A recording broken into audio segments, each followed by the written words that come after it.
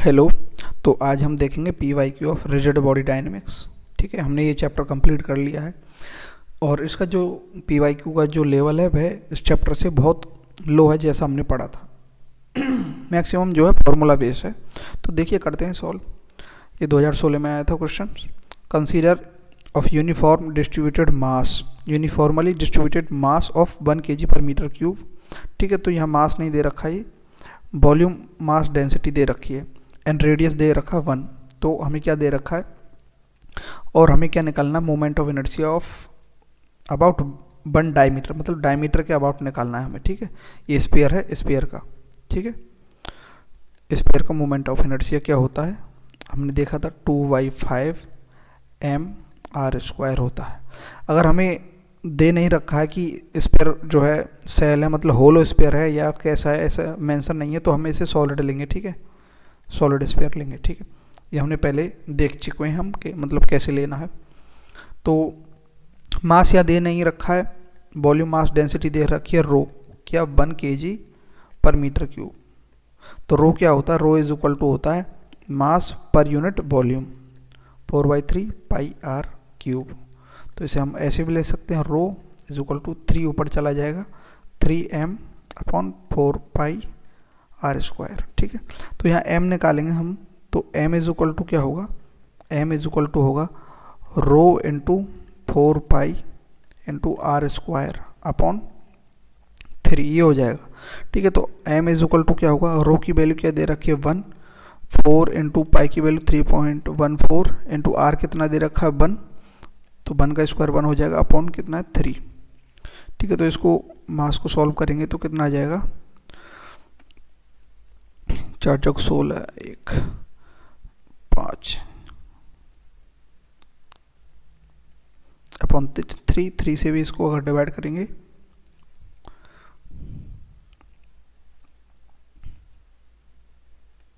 इतना आया लगभग। ठीक है, तो ये मास आ गया हमें। अब इसमें हमें क्या निकालना है, मोमेंट ऑफ इनर्शिया आई निकालना है 2/5। मास कितना है हम अपना 4.15 के लगभग, और r कितना है, रेडियस 1 है, तो 1 का स्क्वायर 1 ही हो जाएगा।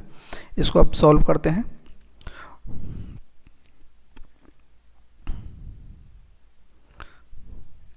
दो चौको 8 अपॉन 5 से इसको डिवाइड करेंगे। ये तो अब सारा जो है मैथ है अब तो। ठीक है, मैथमेटिकली 5 × 5 5, 3 × 0.5 का 30, 1.66 जो है kg मीटर स्क्वायर। ठीक है, तो ये इसका मोमेंट ऑफ इनर्शिया आया स्फीयर का। अब देखें इसमें ऑप्शन कौन सा मिल रहा है, तो ऑप्शन डी जो है ये हमारा मिल रहा है 1.67, ये अप्रोक्स में आया। ठीक है, थोड़ा सा हमने यहाँ और जो है अगर सॉल्व करते तो यही आता 1.67 आया, इसका आंसर हमारा आया 1.66, तो यही आंसर रहेगा। नेक्स्ट देखते हैं, consider a circular ring of mass 1 kg। ठीक है, सर्कुलर रिंग है, इसका मास कितना दे रखा है 1 kg दे रखा है, डायमीटर कितना दे रखा है, तो r कितना होगा 0.2/2 इज इक्वल टू 0.1 r हो जाएगा। डायमीटर कितना है 2 है। ठीक है, तो रेडियस निकालने के लिए डायमीटर को डिवाइड कर देते हैं 2 से। इट्स मेकिंग 10 रोटेशन, कितने 10 रोटेशन पर सेकेंड। तो अगर हमें ये 10 रोटेशन पर सेकेंड दे रखें तो इसका मतलब ये क्या है, फ्रिक्वेंसी है। फ्रिक्वेंसी कितनी है 10 है। ठीक है, और about axis passing through its centre, इसके सेंटर से जो एक्सिस पास हो रहा है उसके अबाउट में ये क्या है, रोटेशन कर रहा है, and normal to the surface. ठीक है, the value of the angular momentum and normal to the surface. अब सरफेस के नॉर्मल क्या होगा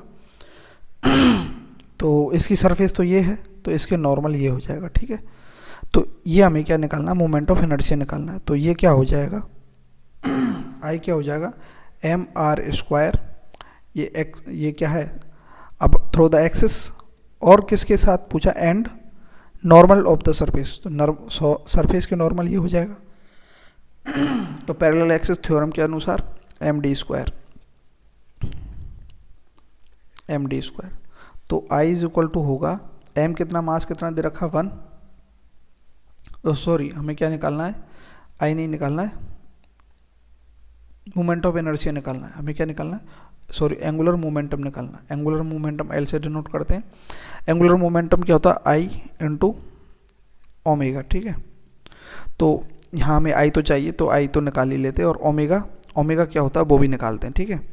तो हमें ये पूछा एंगुलर मोमेंटम, तो आई निकालेंगे पहले, तो आई तो ऐसे निकलेगा। तो मास कितना है 1 और रेडियस कितनी है इसकी 0.1 का स्क्वायर, प्लस मास कितना है 1 और डी यानी डिस्टेंस, एक्सिस से डिस्टेंस कितनी है इसकी r, तो ये भी क्या हो जाएगा 0.1। तो इसको सॉल्व करेंगे, 0.01 प्लस 0.01 इज इक्वल टू आ जाएगा 0.02। ये क्या आ जाएगा, इसका मोमेंट ऑफ इनर्शिया आ जाएगा इस जो है सर्कुलर रिंग का। अब इसका ओमेगा निकालते हैं। ओमेगा क्या होता है 2 pi upon T time period, ठीक है, या फिर 2 पाई एफ, कैसे भी कर लो, ठीक है। तो हम क्या कह रहे हैं कि कितने रोटेशन, 10 रोटेशन इनटू यहाँ पर एन, ठीक है।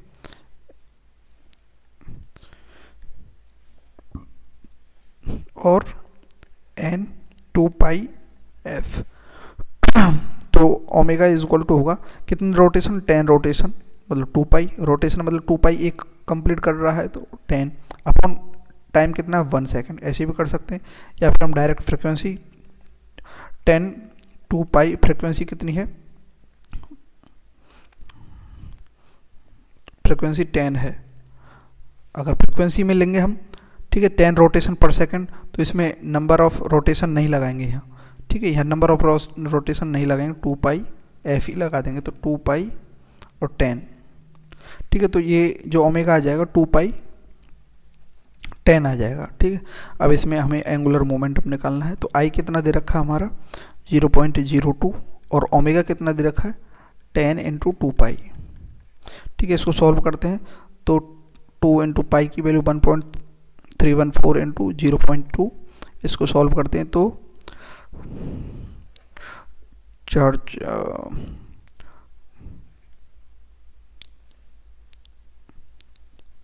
ये 0.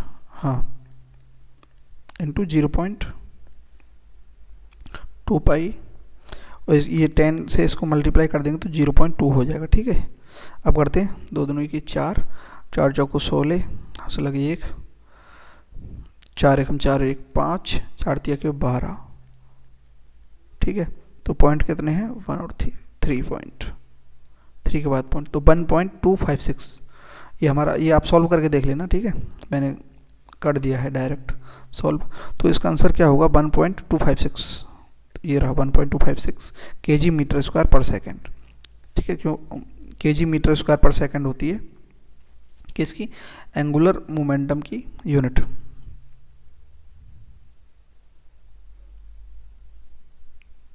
ठीक,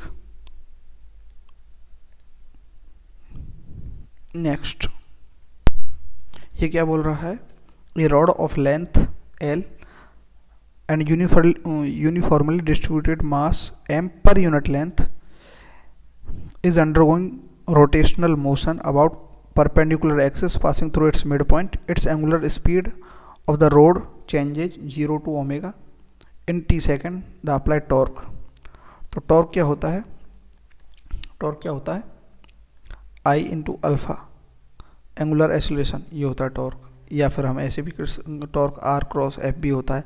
तो यहाँ हमें फोर्स तो दे नहीं रखा, रेडियस भी नहीं दे रखी, तो हमें I दे रखा है और ओमेगा दे रखा है। ओमेगा चेंज हो रहा है टी सेकंड में, तो हमें मालूम है अल्फ़ा क्या होता है, change in omega per unit time. तो ओमेगा जो एंगुलर जो वेलोसिटी है ओमेगा से 0 चेंज हो रही है इन टी टाइम में, तो ये क्या हो गया अल्फ़ा क्या निकल के आ गया हमारा, alpha equal to omega upon T निकल के आ गया, ठीक है। अब देखते हैं टॉर्क निकालते हैं, तो टॉर्क इज इक्वल टू आई कितना है इसका, तो यूनिफॉर्मली डिस्ट्रीब्यूटेड जो मास है वो कितना है m/l है, m/l है मास पर यूनिट लेंथ, ठीक है, ये है। तो I is equal to rod का क्या होता है ml² अपॉन 12 होता है, ठीक है। तो मास पर यूनिट लेंथ हमें दे रखा है m,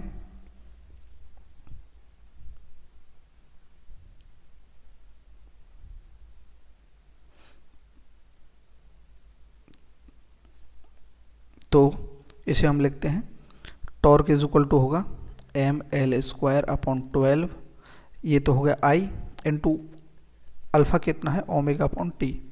तो टॉर्क क्या होगा ml² ओमेगा अपॉन 12t, तो ये टॉर्क हो जाएगा। ठीक है, तो ये जो है यूनिफॉर्मली तो L length per unit length है, तो पूरी लेंथ का मास क्या होगा m into L into L करेंगे तो क्या आ जाएगा मास कैपिटल M आ जाएगा। ठीक है, वही M आ जाएगा, है ना।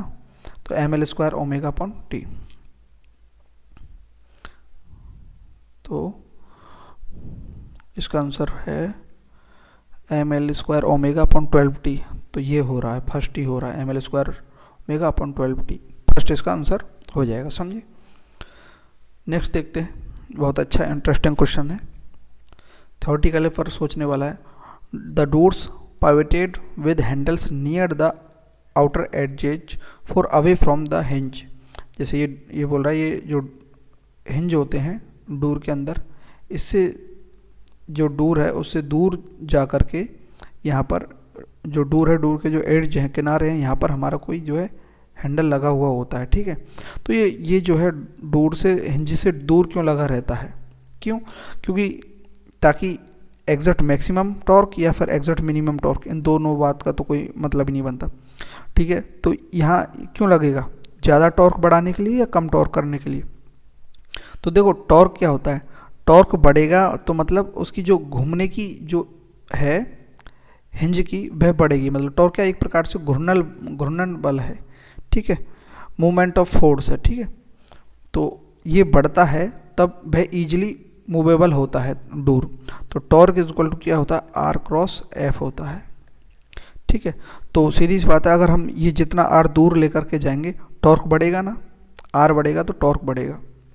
जैसे ये कोई डोर है, ठीक है, ये हिंज है यहाँ, ठीक है, और यहाँ से यहाँ तक की ये दूरी R है, तो हमें इधर इस के परपेंडिकुलर अगर हम फोर्स F लगाएंगे तो कम फोर्स ही लगाना पड़ेगा हमें, और डिस्टेंस ज़्यादा बड़ी होने के कारण और टॉर्क भी बढ़ जाएगा और फोर्स भी हमें कम लगाना पड़ेगा, तो ईजिली जो है डोर जो है लग जाएगा, खुल जाएगा। तो सीधी सी बात है, इस कारण से ये दूर लगाया जाता है ताकि टॉर्क की वैल्यू मैक्सिमाइज की जाए यहाँ हिंज पर। और टॉर्क क्या है, एक एक्सियल वेक्टर है, मतलब टॉर्क यहीं पर तो लगेगा इस एक्सिस पर, तो टॉर्क जितना होगा उतना ही ईजिली मूवेबल होगा। टॉर्क क्या एक प्रकार का घूर्णन बल है, घुमाने के लिए जो किया जाता है।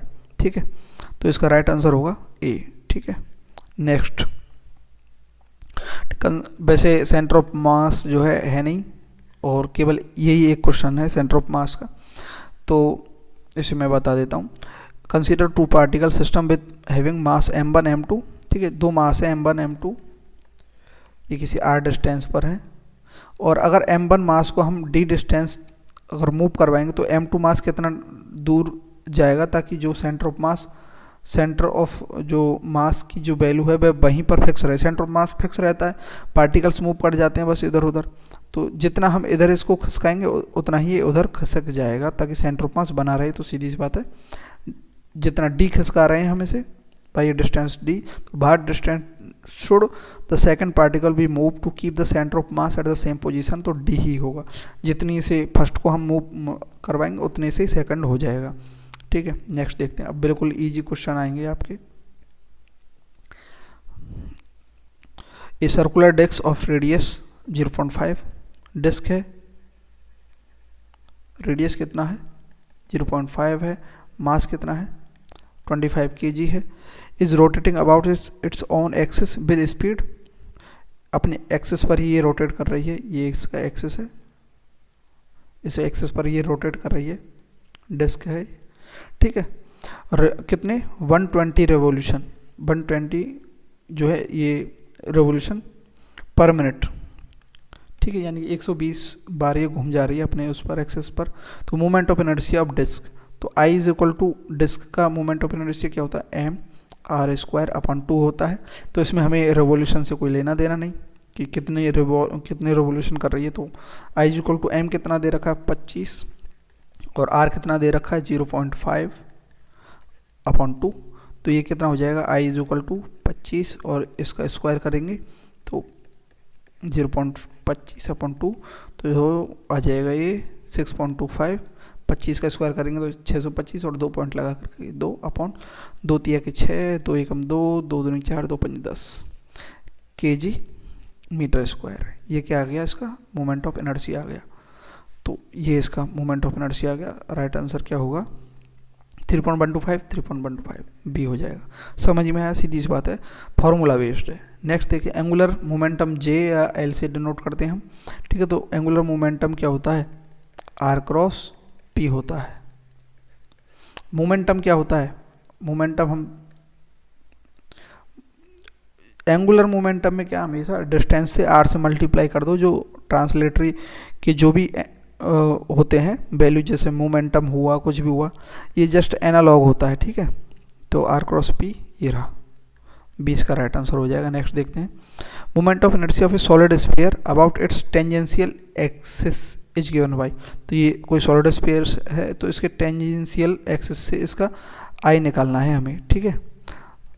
तो सीधी सी बात है, टेंजेंशियल से निकालना है तो इसमें हम क्या लगाएंगे, पैरेलल एक्सिस थ्योरम लगाएंगे। तो उसके लिए क्या होगा, आई इज इक्वल टू क्या होगा इस टेंजेंशियल के लिए, तो क्या होगा, आई फ्रॉम सेंटर या फिर डायमीटर, डायमीटर से ही होगा क्योंकि ये तो स्पेयर है, कहीं से भी निकालो, ठीक है, 20 से ही निकलेगा इसके अंदर से, और प्लस एम डी स्क्वायर, ठीक है। तो आई क्या होता है सॉलिड स्पेयर का, 2/5 एम आर स्क्वायर प्लस, और एम डी स्क्वायर कितनी दूरी पर है, ये यहाँ से आर दूरी पर है, तो एम और डिस्टेंस कितनी है आर स्क्वायर।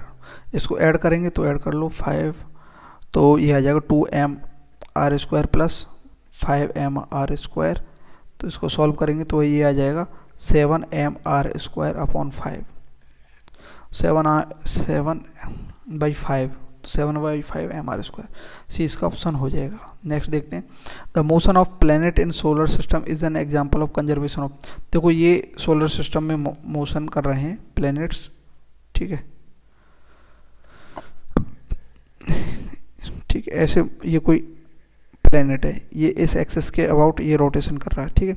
तो इस एक्सिस से अबाउट कोई भी आर डिस्टेंस पर दूरी पर कोई भी मोमेंटम कर रहा है, मतलब ये कोई मास है इसका और ये किसी वेलोसिटी से यहाँ मूव कर रहा है, तो ये मूव कर रहा है तो आर डिस्टेंस से, तो इसका ये क्या होगा, एंगुलर मोमेंटम होगा, कुछ तो इसका एल होगा।